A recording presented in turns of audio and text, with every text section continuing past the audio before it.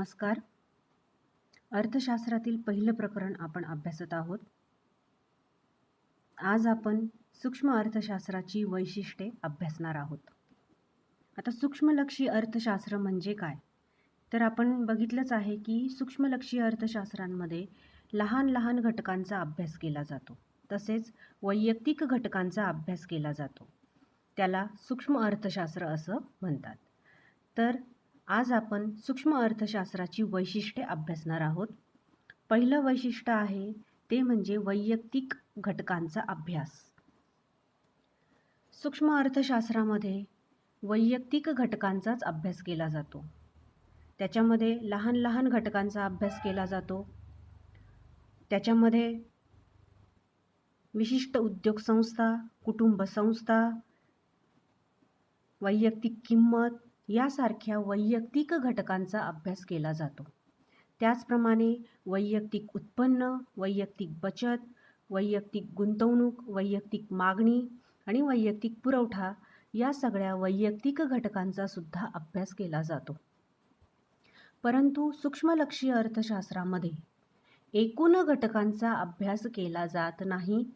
म्हणूनच सूक्ष्मलक्षी अर्थशास्त्र हे वैयक्तिक घटकांचा अभ्यास करणारे शास्त्र आहे. पुढचा घटक आहे तो म्हणजे किंमत सिद्धांत. सूक्ष्मलक्षी अर्थशास्त्र हे किंमत सिद्धांत म्हणून सुद्धा ओळखले जाते. आपण जेव्हा वस्तू विकत घ्यायला जातो, खरेदी करायला जातो, त्यावेळेला प्रत्येक वस्तूची किंमत ही वेगवेगळी असते. आणि ही जी किंमत ठरते ती सूक्ष्म अर्थशास्त्राच्या आधारावरच निश्चित होत असते. तसेच ज्या सेवा आपण उपभोगत असतो त्या सेवांची किंमतसुद्धा सूक्ष्म अर्थशास्त्राच्या साहाय्यानेच ठरत असते. सूक्ष्म अर्थशास्त्राच्या साहाय्याने म्हणजेच मागणी आणि पुरवठा हे जे सूक्ष्मलक्षी अर्थशास्त्राचे जे घटक आहे त्यांच्या समतोलामधून वस्तू आणि सेवांची किंमत ही निश्चित होत असते. सूक्ष्म अर्थशास्त्रामध्ये फक्त वस्तू आणि सेवांचीच किंमत निश्चित होते असं नाही, तर जे उत्पादनाचे घटक आहेत, भूमी, श्रम, भांडवल, संयोजक यांची सुद्धा किंमत किंवा यांचा मोबदला सुद्धा सूक्ष्म अर्थशास्त्राच्या साहाय्याने निश्चित होत असतो. म्हणजेच अर्थव्यवस्थेमध्ये वस्तूच्या किंमत, तसेच सेवांची किंमत, तसेच उत्पादन घटकांचा मोबदला हा सूक्ष्म अर्थशास्त्राच्या साहाय्याने ठरत असतो. म्हणून सूक्ष्म अर्थशास्त्राला किंमत सिद्धांत असं सुद्धा म्हटलं जातं. पुढचा तिसरा घटक आहे तो म्हणजे आर्थिक समतोल.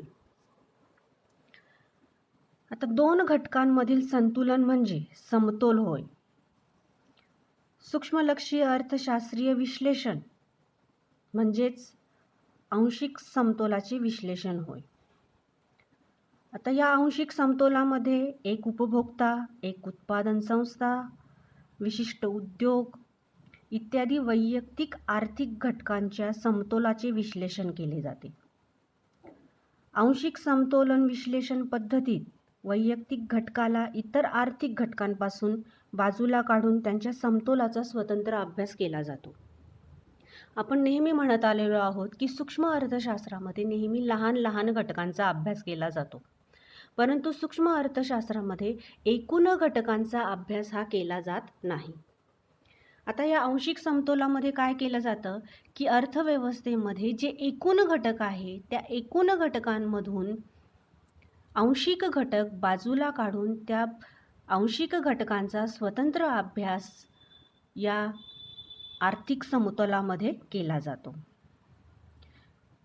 म्हणजेच जे एकूण राष्ट्रीय उत्पन्न आहे त्या एकूण राष्ट्रीय उत्पन्नाचा अभ्यास सूक्ष्म अर्थशास्त्रामध्ये केला जात नाही, तर त्याच्यातून जे लहान लहान घटक आहेत ते बाजूला काढले जातात आणि त्या लहान लहान घटकांमध्ये संतुलन साधलं जातं. म्हणजेच आर्थिक समतोल त्याच्यामध्ये साधला जातो आणि त्याला म्हटलं जातं आर्थिक समतोल. अशा प्रकारे सूक्ष्म अर्थशास्त्रामध्ये आर्थिक समतोल हा साधला जात असतो. पुढचा घटक आहे तो म्हणजे विशिष्ट गृहीतांवर आधारित. आता विशिष्ट गृहीतांवर आधारित म्हणजेच काय, तर अर्थव्यवस्थेमध्ये सूक्ष्म अर्थशास्त्रामध्ये असेल किंवा स्थूल अर्थशास्त्रामध्ये असेल, तर या अर्थशास्त्रामध्ये जे नियम मांडलेले असतात, जे सिद्धांत मांडलेले असतात, हे सर्व नियम किंवा सिद्धांत हे काही गृहीतांवर आधारित असतात. त्याच्यामध्ये आहे इतर परिस्थिती कायम असताना. अशी प्रत्येक वेळेला जे नियम आहे त्याची सुरुवात या वाक्याने केलेली असते, इतर परिस्थिती कायम असताना. तसेच पूर्ण रोजगार, शुद्ध भांडवलशाही, पूर्ण स्पर्धा, सरकारचे निर्हस्तक्षेपाचे धोरण यासारखे गृहीतके सुद्धा सूक्ष्म अर्थशास्त्रामध्ये गृहीत धरलेले आहेत. म्हणजेच जे नियम सिद्धांत आहेत, आता आपल्याला पुढच्या प्रकरणांमध्ये मागणीचा नियम, पुरवठ्याचा नियम, सीमांत उपयोगितेचा नियम किंवा घटत्या सीमांत उपयोगितेचा नियम, समसीमांत उपयोगितेचा नियम हे नियम अभ्यासायचे आहेत. ते नियम अभ्यासत असताना आपल्याला असं दिसून येतं की त्या नियमाची सुरुवात ही इतर परिस्थिती कायम असताना अशी केलेली आहे. म्हणूनच सूक्ष्मलक्षी अर्थशास्त्र हे नेहमी विशिष्ट गृहीतांवर आधारित आहे असं म्हटलं जातं. पुढचा 5वा घटक आहे तो म्हणजे विभाजन पद्धत. आता सूक्ष्मलक्षी अर्थशास्त्रात आपण बघितलं की लहान लहान घटकांमध्ये विभाजन केलं जातं किंवा वैयक्तिक घटकांमध्ये विभाजन केलं जातं. तर त्या प्रत्येक घटकांचा स्वतंत्रपणे व तपशीलवार अभ्यास केला जातो. सूक्ष्मलक्षी अर्थशास्त्रामध्ये विभाजन पद्धतीचा वापर हा केला जातो. उदाहरणार्थ राष्ट्रीय उत्पन्नामधील किंवा राष्ट्रीय उत्पन्नाचा अभ्यास न करता त्यातील वैयक्तिक उत्पन्नाचा अभ्यास केला जातो. तसंच समग्र मागणीचा विचार न करता वैयक्तिक मागणीचा अभ्यास त्याच्यामध्ये केला जातो. तसेच समग्र पुरवठ्याचा अभ्यास न करता वैयक्तिक पुरवठ्याचा अभ्यास यामध्ये केला जातो. म्हणजेच सूक्ष्मलक्षी अर्थशास्त्रामध्ये विभाजन पद्धत वापरली जाते. पुढचा घटक आहे तो म्हणजे सीमांत तत्वाचा वापर.